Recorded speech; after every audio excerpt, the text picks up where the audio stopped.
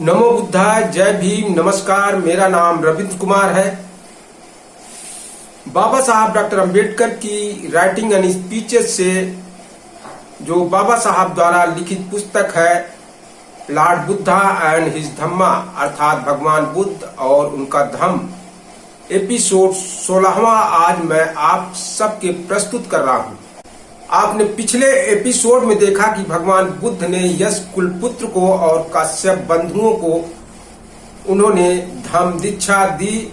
अब आगे हम बात करेंगे कि भगवान बुद्ध ने किन किन लोगों को धम्म दीक्षा दी है। वैसे भगवान बुद्ध ने काफी लंबी फेहरिस्त है लोगों को उन्होंने धम्म दीक्षा दी है, लेकिन आज हम केवल 2 लोगों की बात करेंगे। वह सारिपुत्र तथा मौदगल्यायन और बिम्बसार की धम्म दीक्षा की आज हम बात करेंगे। भगवान बुद्ध जिस समय राजगृह में निवास करते थे, उसी समय अपने 250 अनुयायियों के साथ संजय नाम का एक प्रसिद्ध परिव्राजक भी वहीं रहता था। उसके शिष्यों में 2 ब्राह्मण तरुण भी थे। एक था सारिपुत्र और दूसरा था मौदगल्यायन। सारिपुत्र और मौदगल्यायन संजय की शिक्षाओं से संतुष्ट न थे और किसी श्रेष्ठतर धर्म की खोज में थे। एक दिन की बात है कि 5 भिक्षुओं में से भगवान बुद्ध ने सबसे पहले 5 भिक्षुओं को उन्होंने धम्म दीक्षा दी थी। उन्हें पंचवर्गीय भिक्षु कहा गया था। तो वही कहा जा रहा है, एक दिन की बात है कि 5 वर्गीय भिक्षुओं में से एक भिक्षु अश्वजित पूर्वाह्न में अपना चीवर पहन तथा पात्र और चीवर ले भिक्षाटन के लिए राजगृह नगर में प्रविष्ट हुए। सारिपुत्र पर अश्वजित की गंभीर गतिविधि का बड़ा प्रभाव हुआ। अश्वजित स्थविर को देखकर सारिपुत्र ने सोचा, निश्चय से यह भिक्षु उन भिक्षुओं में से एक होगा जो संसार में इस पद के योग्य है। यह कैसा होगा यदि मैं इस भिक्षु के पास जाऊं और इससे पूछूं कि मित्र, तुम किसके नाम से प्रवजित हुए हो? तुम्हारा गुरु कौन है? तुम किसका धर्म मानते हो? फिर सारिपुत्र ने सोचा, यह समय इस भिक्षु से कुछ पूछने का नहीं है। यह भिक्षाटन के लिए भीतरी आंगन में प्रवेश कर चुका है। कैसा भी हो, यदि सभी अर्थीयों की तरह मैं इस भिक्षु के पीछे पीछे हो लूं। राजगृह में भिक्षाटन कर चुकने पर अश्वजित स्थविर प्राप्त भिक्षा ग्रहण कर वापस लौट गए। तब सारिपुत्र वहीं पहुंचे जहां अश्वजित थे। समीप पहुंचकर कुशल छेद पूछकर एक ओर खड़े हो गए। एक ओर खड़े हुए सारिपुत्र परिव्राजक ने अश्वजित स्थविर से कहा, मित्र, आपकी शक्ल शांत है, आपकी छवि आभा पूर्ण है। मित्र, आप किसके नाम से प्रवजित हुए हो? आपका गुरु कौन है? आप किसके धर्म को मानते हो? अश्वजित का उत्तर था, मित्र। अश्वजित का उत्तर था, मित्र, निश्चय से जो शाक्य कुल प्रवजित महान श्रमण है, मैं उन्हीं के नाम से प्रवजित हुआ हूँ। वे ही मेरे गुरु हैं और मैं उन्हीं के धर्म को मानता हूँ। और हे पूज्यवर, आपके गुरु का सिद्धांत क्या है? वह आपको किस बात की शिक्षा देते हैं? मित्र, मैं एक नया ही शिष्य हूँ। मुझे प्रवजित हुए थोड़ा ही समय हुआ है। मैंने अभी अभी कुछ ही समय पूर्व इस धर्म विनय को ग्रहण किया है। मैं विस्तार पूर्वक तो आपको धर्म बता नहीं सकता, लेकिन मैं आपको संक्षेप में ही बताऊंगा। तब परिव्राजक सारिपुत्र ने स्थविर अश्वजित से कहा, मित्र, कम या अधिक आप जितना चाहें मुझे बताएं, लेकिन मुझे आपका सार अवश्य बता दें। मैं सार ही चाहता हूँ। बहुत से शूद्रों को लेकर क्या करूंगा। तब अश्वजीत ने सारिपुत्र को तथागत की शिक्षाओं का सार बताया, जिससे सारिपुत्र का पूर्ण संतोष हो गया। यद्यपि सारिपुत्र और मौद्गल्यायन भाई भाई नहीं थे, लेकिन वे दोनों दो भाइयों के समान थे। उन्होंने परस्पर एक दूसरे को वचन दे रखा था, जिसे सत्य की पहले प्राप्ति हो वह दूसरे को इसकी सूचना देगा। यही दोनों की आपस की वचनबद्धता थी। तदनुसार सारिपुत्र वहां पहुंचे जहां मौद्गल्यायन थे।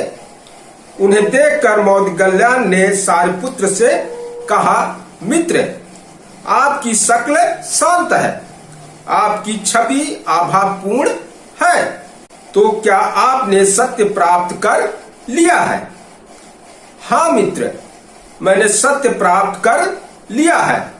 और मित्र, आपने सत्य को कैसे पा लिया है? तब सारिपुत्र ने वह सारी घटना कह सुनाई जो उसके और प्रश्नजीत के साथ घटी थी। तब मौद्गल्यायन ने सारिपुत्र से कहा, तो मित्र, हम भगवान तथागत के पास चले तथा वह हमारे शास्ता बने। सारिपुत्र ने कहा, मित्र, यह जो 250 परिव्राजक यहाँ रहते हैं, ये हमारी ओर ही देखकर यहाँ रहते हैं। इससे पहले कि हम उन्हें छोड़कर जाएं, हमारे लिए यह उचित है कि हम उन्हें बता दें, वे जो चाहेंगे करेंगे। तब सारिपुत्र और मौद्गल्यायन वहां गए जहां वे थे। उनके पास जाकर उन्होंने कहा, हम महाश्रवण की शरण ग्रहण करने जा रहे हैं। वह महाश्रवण ही हमारे शास्ता है। उन्होंने उत्तर दिया, आपके ही कारण हम यहाँ रहते रहे हैं और आपको ही मानते रहे हैं। यदि आप महाश्रवण की अधीन ब्रह्मचर्य का जीवन व्यतीत करेंगे तो हम सब भी यही करेंगे। तब सारिपुत्र और मौद्गल्यायन संजय के पास गए और पहुंचकर संजय से कहा, मित्र, हम तथागत की शरण में जाते हैं, वह तथागत ही हमारे शास्ता है। संजय बोला, आप मत जाएं, हम तीनों मिलकर इन सब की गुरुआई करेंगे। दूसरी और तीसरी बार भी सारिपुत्र और मौद्गल्यायन ने अपनी बात दोहराई। संजय का भी यही उत्तर था। तब उन 250 परिव्राजक को सहित सारिपुत्र और मौद्गल्यायन राजगृह के बेलूबन उद्यान में जहां पहुंचे, वहां तथागत विराजमान थे। तथागत ने उन्हें सारिपुत्र और मौद्गल्यायन को दूर से आते देखा। उन्हें देखकर तथागत ने भिक्षुओं को संबोधित किया। तथागत ने सारिपुत्र और मौद्गल्यायन को दूर से आते देखा।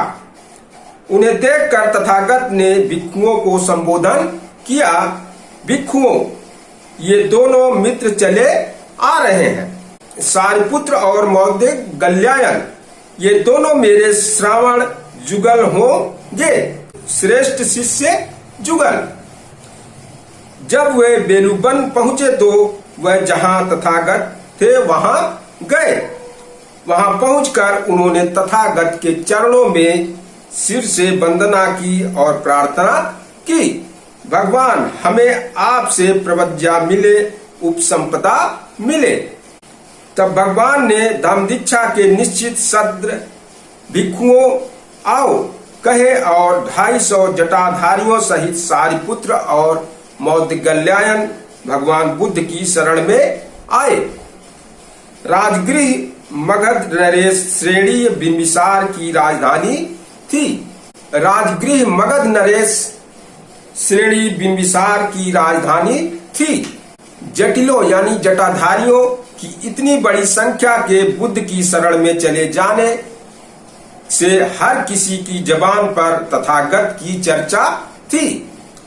इस प्रकार बिंबिसार को तथागत के नगर में आगमन का पता चल गया। बिंबिसार नरेश ने सोचा, उन कट्टर जटाधारियों के मत को बदल देना हंसी खेल नहीं है। निश्चय से यह भगवान होंगे, अरहत होंगे, सम्यक संबुद्ध होंगे, विद्या और आचरण से युक्त होंगे, सुगति प्राप्त होंगे, लोक के जानकार होंगे, सर्वश्रेष्ठ होंगे, आदमियों के मार्गदर्शक होंगे, देवता और आदमियों के शास्ता होंगे। वे निश्चय से स्वबुद्ध धम्म की दीक्षा दे रहे होंगे। वह आदि में कल्याणकारक, मध्य में कल्याणकारक और अंत में कल्याणकारक धम्म की दीक्षा दे रहे होंगे।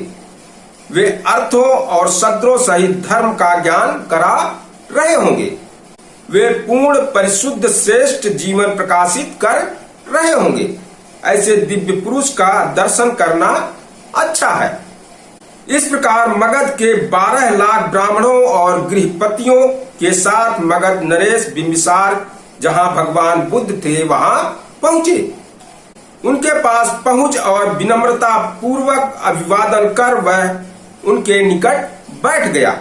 उन 12 लाख ब्राह्मणों और गृहपतियों में से कुछ ने भगवान को विनम्रता पूर्वक अभिवादन किया और पास बैठ गए। कुछ ने भगवान का कुशल क्षेम पूछा और निकट बैठ गए। कुछ ने भगवान को हाथ जोड़कर नमस्कार किया और निकट बैठ गए। कुछ ने अपना नाम और गोत्र कहा और भगवान के निकट बैठ गए और कुछ यूं ही चुपचाप समीप आ बैठे। मगध के उन 12 लाख ब्राह्मणों और गृहपतियों ने उरुवेल कश्यप को भी महाश्रमण के भिक्षुओं में देखा। उनमें से कुछ सोचने लगे, क्या उरुवेल कश्यप महाश्रमण की अधीनता में श्रेष्ठ जीवन व्यतीत कर रहा है, अथवा महाश्रमण ही उरुवेल कश्यप की अधीनता के श्रेष्ठ जीवन व्यतीत कर रहा है।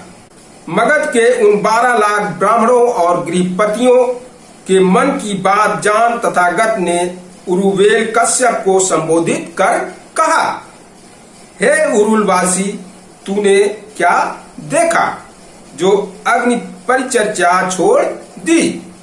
यह कैसे हुआ कि तूने अग्निहोत्र का परित्याग कर दिया? कश्यप ने उत्तर दिया, यज्ञों से रूप, शब्द, रस, गंध, स्त्री स्पर्श की ही आशा की जा सकती है। जब मैंने समझ लिया कि मैं वासनामय रूप, रस, शब्द, गंध और स्पर्श अभिशुद्ध है, तो फिर मैंने यज्ञ योग की कामना नहीं की। लेकिन यदि हर्ज न हो तो यह बताऊं कि तुम्हारा यह विचार कैसे बदल गया। तब उरुवेल कश्यप ने अपने स्थान से उठ अपने एक कंधे को नंगा किया और भगवान बुद्ध के चरणों में सिर रखकर वंदना की और निवेदन किया, मैं शिष्य हूँ और तथागत मेरे शास्ता है। तब मगध के उन असंख्य ब्राह्मणों और गृहपतियों ने जाना कि उरुवेल कश्यप ही महाश्रवण की अधीनता में श्रेष्ठ जीवन व्यतीत कर रहा है। तब मगध के उन 12 लाख ब्राह्मणों और गृहपतियों के मन की बात को जानकर भगवान बुद्ध ने उन्हें धर्मोपदेश दिए। जिस प्रकार बिना धब्बों का स्वच्छ कपड़ा रंग को अच्छी तरह पकड़ लेता है, उसी तरह बिंबिसार प्रमुख उन मगध के 12 लाख ब्राह्मणों और गृहपतियों को विरज विमल ज्ञान चक्षु प्राप्त हो गया। उनमें से 1 लाख ने अपने उपासकत्व की घोषणा की। इस दृश्य का साक्षी होकर, धम्म को समझकर, धम्म की तह तक जाकर, संदेह रहित होकर विचिकित्सा को जीत कर और पूर्ण ज्ञान प्राप्त कर मगध नरेश बिंबिसार बोला, भगवान, जिस प्रकार मैं राजकुमार था उस समय मेरी 5 आकांक्षाएं थी, वे 5 अब पूरी हो गई। पूर्व समय में भगवान, जब मैं राजकुमार था मेरे मन में इच्छा उत्पन्न हुई कि मेरा राज्याभिषेक हो जाता। भगवान, यह मेरी पहली इच्छा थी जो अब पूरी हो गई। और तब अरहत सम्यक संबुद्ध मेरे राज में आते, यह मेरी इच्छा थी। भगवान, जो अब पूरी हो गई है और मैं उन भगवान की सेवा में उपस्थित होता, यह मेरी तीसरी इच्छा थी। भगवान, जो अब पूरी हो गई। और भगवान मुझे धर्मोपदेश देते, यह मेरी चौथी इच्छा थी। भगवान, जो अब पूरी हो गई। और मैं उन भगवान का धम हृदयगम कर पाता, यह मेरी 5वीं इच्छा थी। भगवान, जो अब पूरी हो गई। भगवान, जिस समय मैं राजकुमार था उस समय मेरी ये 5 इच्छाएं थी जो अब पूरी हो गई। अद्भुत है भगवान, अद्भुत है। जैसे कोई औंधे को सीधा कर दे अथवा ढके को उघाड़ दे अथवा पथ भ्रष्ट को मार्ग दिखा दे अथवा अंधेरे में प्रदीप जला दे ताकि आंख वाले रास्ता देख सके, उसी तरह से भगवान ने नाना प्रकार के धर्मोपदेश दिए। मैं भगवान की शरण ग्रहण करता हूँ, मैं धम्म की शरण ग्रहण करता हूँ, मैं संघ की शरण ग्रहण करता हूँ। आज दिन से जब तक इस शरीर में प्राण है तब तक के लिए भगवान मुझे अपना शरणागत उपासक माने।